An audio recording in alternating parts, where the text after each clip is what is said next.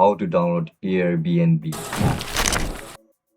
Are you guys facing issues to download Airbnb app on your Android device? If that's so, then this video might help you out. Without further ado, let's dive into the video.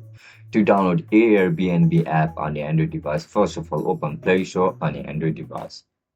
Once you open the Play Store, now just tap on the search icon and search for Airbnb.